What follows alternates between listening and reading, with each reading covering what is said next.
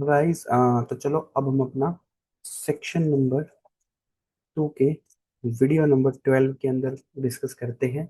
आज का जो हमारा टॉपिक है वो क्लासेस के बारे में होगा कि जावास्क्रिप्ट के अंदर क्लासेस क्या होता है उसके बारे में हम यूज करेंगे, कैसे उसको क्रिएट किया जा सकता है, कैसे उसके ऑब्जेक्ट्स क्रिएट करे जा सकते हैं, कैसे उनकी डाटा को या फंक्शंस को कॉल करा जा सकता है, कैसे हम इन चीज़ों को वर्क करने वाले हैं, इसको अब देखेंगे इस वीडियो के अंदर। अगर अच्छी लग रही है तो लाइक करना ना भूलिएगा, सब्सक्राइब कर दीजिएगा मेरे चैनल को। मिलते हैं, अब स्टार्ट करते हैं अपने टॉपिक को। तो मान लो मैं एक क्लास डेमो कर रहा हूँ, डॉट जेएस इस नाम से मैंने एक फाइल बनाई। मुझे क्लास बनानी है, तो क्लास होता क्या है पहले आपको वो पता होना चाहिए। तो जावा के अंदर जैसे क्लास होती है वो क्या होता है, एक ब्लूप्रिंट होता है आपके डाटा को एनकैप्सुलेट करने के लिए। करेक्ट। सेम लॉजिक इसके अंदर होता है। इसके अंदर क्या करते हो आप, अपना प्रॉपर्टीज हो गए या जिसको बोलते हैं प्रॉपर्टीज, या फिर उसको बोलते हैं स्टेट, या फिर कोई कोई उसको डाटा भी बोलता है। तो उसको वेरिएबल्स के साथ इनसाइड अ क्लास आप स्टोर करके रखते हो। और एक होता है मेथड्स, जिसको हम कोई कोई बिहेवियर्स बोलते हैं, एक्शंस बोलते हैं, तो वो सब चीजें वो आप फंक्शंस क्रिएट करते हो inside a class. Same logic इसके अंदर भी रहता है। ये सेम फाउंडेशन होता है ऑब्जेक्ट ओरिएंटेड का। तो बेसिकली आप क्या करते हो, इस क्लासेस के ऑब्जेक्ट्स क्रिएट करोगे। जैसे जावा के अंदर ऑब्जेक्ट कैसे क्रिएट होता है, न्यू ऑपरेटर का लगा के क्लास का नेम और ब्रैकेट लगा के इस तरीके से ऑब्जेक्ट क्रिएट होता है। सेम ही लॉजिक इसके अंदर हम क्रिएट करेंगे और क्लास को क्रिएट करते हुए। तो मान लो मैंने एक काम करा, एक क्लास बनाई, कीवर्ड होता है क्लास, पर्सन नाम की मैंने एक क्लास बनाई। अब इस क्लास के अंदर वो डाटा होल्ड कर सकता है। ठीक है। चाहे वो, मान लो उसके अंदर मैं एक वैल्यू डालता हूँ एज 25 के नाम से। ठीक है।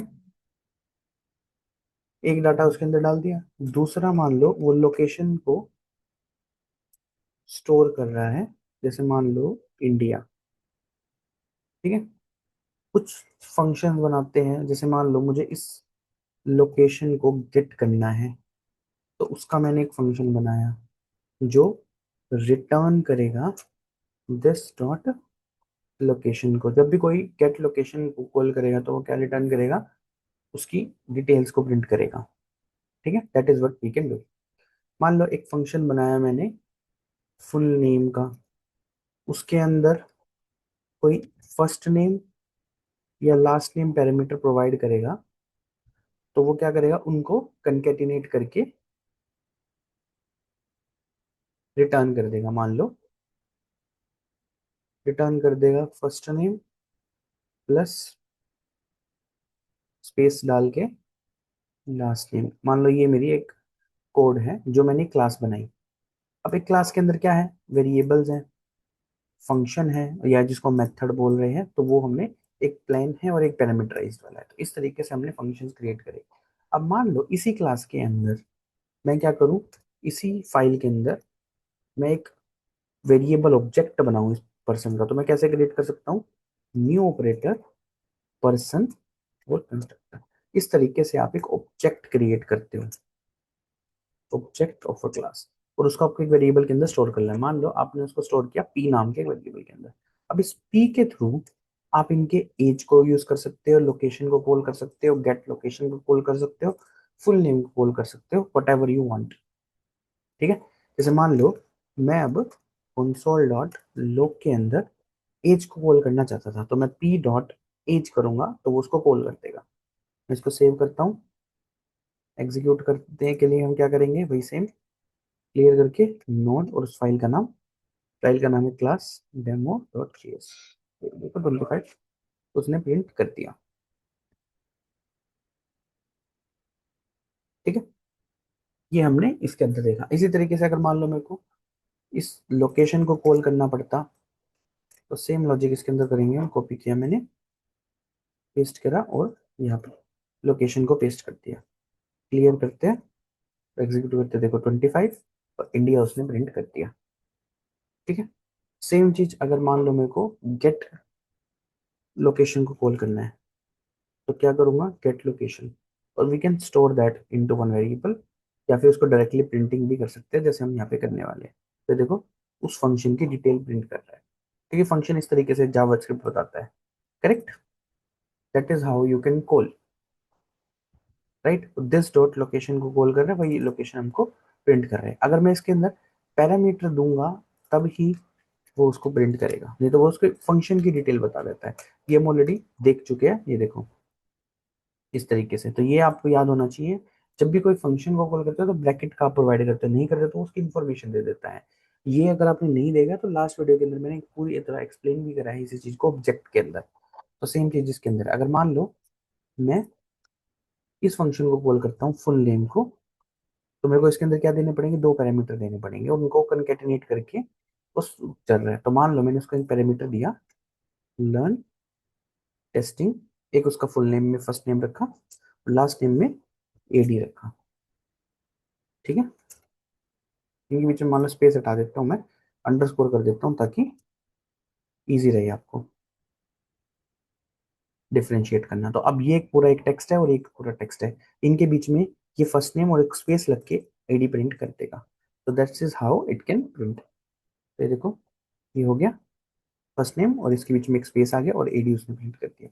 This is how you can do. आप वेरिएबल्स को और फंक्शंस को इस तरीके से कॉल कर सकते हो क्लास के अंदर जब आप जावास्क्रिप्ट का यूज कर रहे हो। सेम चीज अगर मान लो कंस्ट्रक्टर क्रिएट कर देते हो आप, तो कैसे क्रिएट करेंगे और वहां से वैल्यू असाइन करते हो। जैसे मान लो मैंने एज यहाँ पे असाइन नहीं करी, ठीक है, मैं सिर्फ वेरिएबल बना के रख दिए। अब मैं क्या करूं, एक कंस्ट्रक्टर बनाऊं, उसके अंदर जो मेरी वैल्यू है वो मैं प्रोवाइड करूं।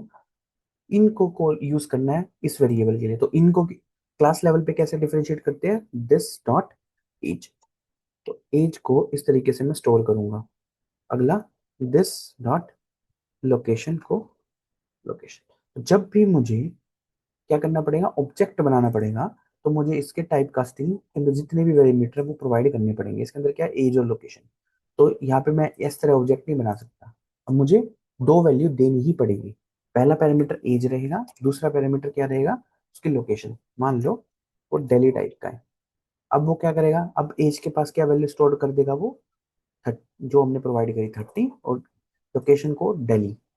तो ये दिल्ली प्रिंट करेगा, ये उसकी सॉरी, ये आपको 30 प्रिंट करेगा, ये आपको दिल्ली प्रिंट करेगा, ये आपको दिल्ली प्रिंट करेगा।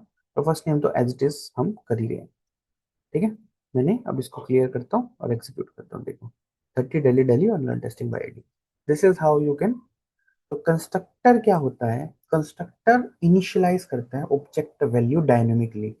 जो वैल्यूज आपने बनाई उनको डायनेमिकली स्टोर करने के लिए, इनिशियलाइज करने के लिए। जावा पढ़ रखी सेम वही लॉजिक इसके अंदर चलता है, बस इसके अंदर कीवर्ड क्या है कंस्ट्रक्टर, उसके अंदर क्या होता है क्लास के नेम से वो बनते हैं। ये इन दोनों के बीच में डिफरेंस होता है जावा और जावास्क्रिप्ट के अंदर। ये तो थी क्लासेस के बारे में हमने इंफॉर्मेशन जानी।